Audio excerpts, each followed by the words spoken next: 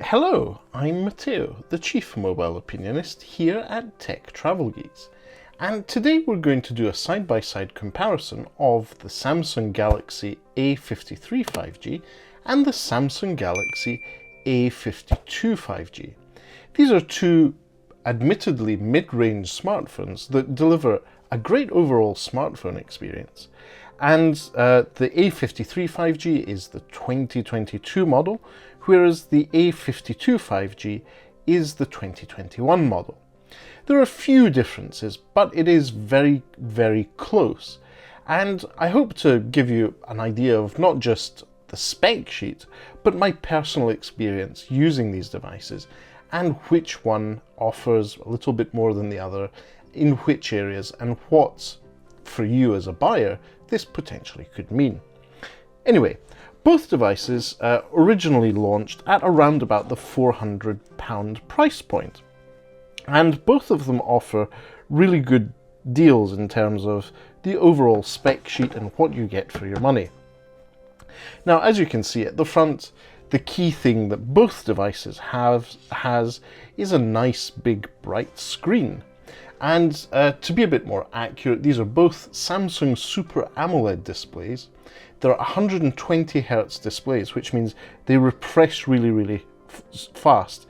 They give you a really smooth experience if the underlying content can be rendered fast enough. And they're both 6.5-inch screens. And as you can see here, both of them have a cutout at the top in the middle for the selfie camera. Now, both devices, as I said, are 6.5 inches, and in terms of resolution, they're 1080 or 1080 pixels by 2400 pixels. That's a pretty round 20:9 aspect ratio, and both are made out of hardened glass that I've, in more than a few months' use, not been able to scratch or damage, which is quite an achievement. Then again, I have been using cases on these phones. All the cases I choose tend to have a bit of protection for the front of the screen, so even if I do put the device down face down, it's less likely to get damaged. But anyway, it's a nice big bright screen that refreshes fast and gives you a smooth screen experience. And I have to say, this is the highlight of the device. It's the part of the phones that you interact with the most. But apart from the screens, one thing to bear in mind is that there are two different phones released a year apart. So the Samsung A52 5G launched in March 2021, and the A53 5G launched in March 2022. So there have been some refinements, and you might be able to see it on the screen here, but the A53 5G has just a slightly smaller body, so it has less bezels around the edges, and it's a little bit more squared in its design. So the sides to the A52 5G are slightly rounded, whereas the A53 5G, whilst they're still rounded, they're more angled, so you do have quite a significant difference of the feel of the device in your hand. Now, both devices, in this case, are really nice to hold. And one key thing to bear in mind is the back is made out of plastic. It's pretty unapologetic about that. Now, the A52 5G, the 2021 model, is a bit more, let's put it this way, not refined. It's a bit brighter. It's a more in-your-face awesome blue. That's the official name from Samsung. And the camera bump is a little bit more accentuated. Whereas on the A53 5G, not only do you have the slightly smaller body and the more angled edges, there's a bit more of a sort of gentle curve up to the camera bump, which makes it feel like it's not there. It has been, by my feel, refined a little bit, but in terms of cameras themselves on the back, you have pretty much the same sensors. And let's talk about the cameras. So the main sensor is a 64 megapixel one. There is also a 12 megapixel ultra-wide one, and there's also a pair of 5 megapixel sensors. One is a depth sensor and the other is a macro camera. So in terms of cameras, they're pretty much identical. That's really nothing to complain about. The A52 5G had a great camera. If you haven't already, you can watch our long-term review of that device on the Tech Travel Geeks YouTube channel. And we have plenty of samples there. The A53 5G is pretty much the same, and it gets a little bit boosted by the better software, or the improved software. Having said that, the A52 5G got a software update to be closer to the A53 5G, and that shows in the overall performance in my experience. So the A53 5G and A52 5G have very similar designs, very similar builds on the outside. In terms of cameras at the front, we mentioned the that dot cutout at the top center of the screen for the selfie camera. And one thing I'd say, they're both 32 megapixel sensors. They both perform pretty much the same way in my experience. I haven't really noticed a big difference in performance there. But when it comes to the rest of the industrial design, we talked about the edges being slightly more rounded on the A52 5G. There is a bit of a fundamental industrial design difference, which is the SIM tray on the A52 5G, which is at the top here, has its SIM tray on the top side, whereas on the A52 5G it doesn't. It's not at the top side. And oh, there we go, Ronan saying hello. So let's have a look at the rest of the device. On both devices, on the right hand side, you have the power button and the volume rocker.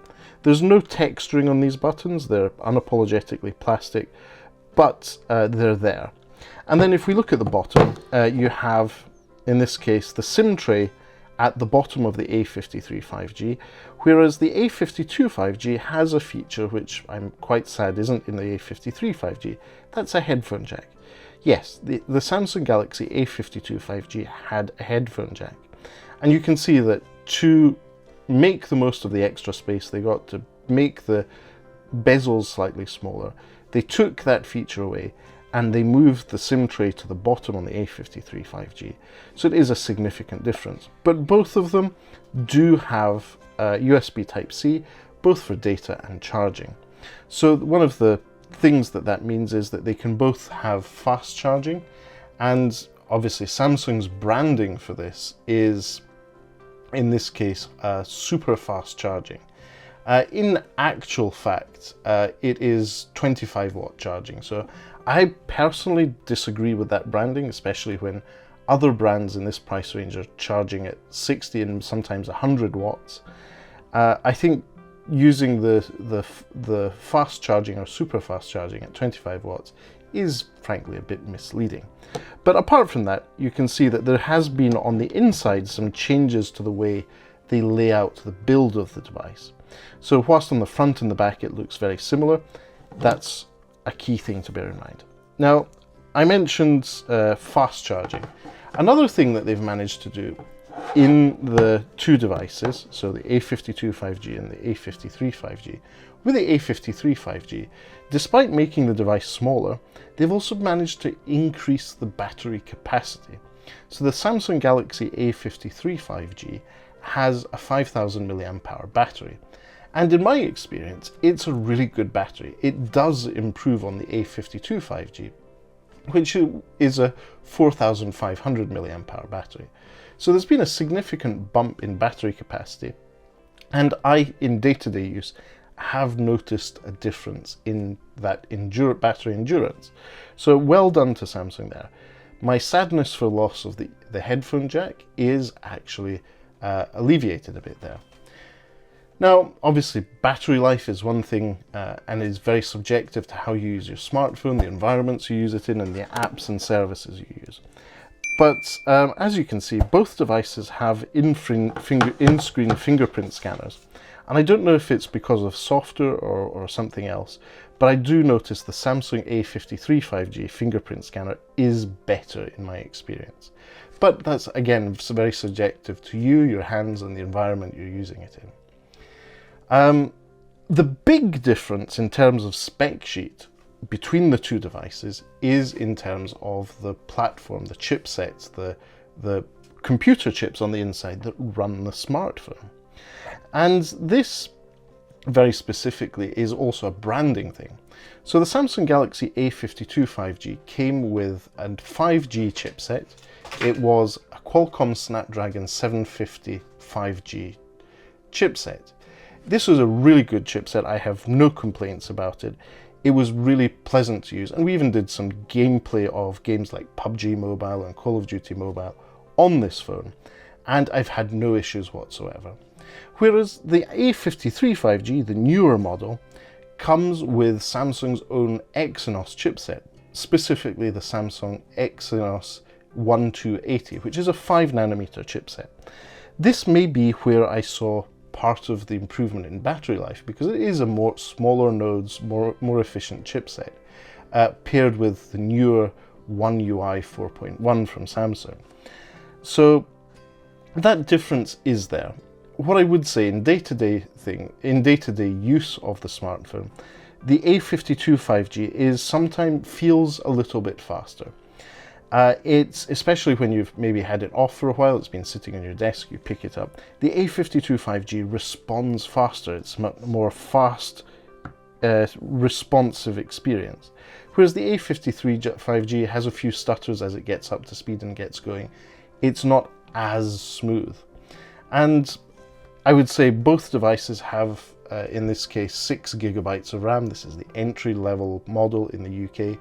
Both devices handle everything in terms of day-to-day really well.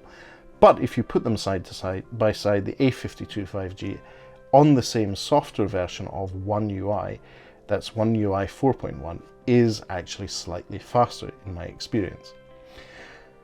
Next up, I think it's worth calling out the fact that both devices still have Microsd slots, so you can expand that storage with a Microsd. So both these models come with 128 GB of storage, which is plenty for most people. But you also have the expansion options, which is great to see. Obviously in the A52 5G you'll use that tray at the top where the SIM card is to put your card in, whereas in the A53 5G it's in the bottom. So bear that in mind. It's a really good thing that you still have that option, and especially when you're, say, capturing pictures with that 64 megapixel camera, you want to have plenty of space. Both devices, thanks to their chipsets, are able to record 4K video, so it's not just about pictures, they're both pretty decent video cameras as well. So food for thought, that's a key feature in my view. Anyway, in terms of network performance, both these devices are dual SIM devices, so you can put 2 SIM cards in. And they have Wi-Fi, NFC, you can use them to, for example, use mobile payments with Google Pay, or if you're of the Samsung persuasion, you might want to use Samsung Pay. But in most cases, especially in the UK, I expect people to use Google Pay rather than Samsung Pay. And we have done for both phones a few tutorials on how to, because Samsung has changed the way, over the last few years, changed the way you switch phones on and off, some of the shortcuts for taking screenshots, little things like that. So we do have a series of how-to videos for both the Samsung A52 5G and the A53 5G, just in case you're searching for something that is baffling you. Anyway, one other thing I would say is the Samsung A53 5G in the box did not have a charging brick. I'm not too offended, but if you're someone who maybe doesn't have a box full of chargers sitting around your home, that might be a consideration. The A52 5G, I believe, came with a charger in the box, which is handy.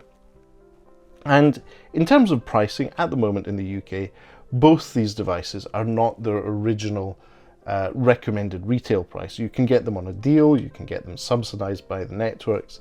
It's pretty good going. So keep an eye out on various places. I'll link to where you can purchase these devices on Amazon. So keep an eye on our description to the video. And if you have any questions, feel free to leave us a question in the section below. If you're out there looking for a good smartphone, I think that the A52 5G is definitely a slightly better buy at this point in time. You still get at least another 3 years of software updates and security updates from Samsung. Samsung have become really, really good at software and security updates. So you get a slightly better performance, you get a headphone jack, you get a slightly bigger phone, which some people might prefer because it gives you a bit more of a device to hold. So I would say that's one way of looking at it. If, on the other hand, you're thinking of having your phone for a few years, the A53 5G might be a better option in terms of you'll get your software updates for longer, but if you don't have an A52 5G beside it, side by side, you won't notice that difference in performance. It's really not that noticeable. So for most people, both these devices will be great. They're capable of gaming, they're capable of good battery life in everyday use with social media, media consumption, streaming video, and making video and phone calls. They're great devices all around. And I think that you can't really go wrong with either of them. My only inclination would be to go for the Qualcomm chipset version for a slight performance boost and that headphone jack. It just gives you an extra option. Anyway, I'll wrap up this video. Thank you for watching this far if you made it this far. If you don't already, please do subscribe to the Tech Travel Geeks here on YouTube. We cover consumer electronics, gadgets, accessories, and pretty much anything we think makes the travel experience better. As I said earlier, if you have any questions, feel free to leave them in the section below. Leave us a comment and ask us a question. We'll do our best to get back to you. But for now, thanks for watching, and I'll leave you with these two phones, both called Awesome Blue, but the A52 5G was an even awesomer blue. Thanks for watching. Bye.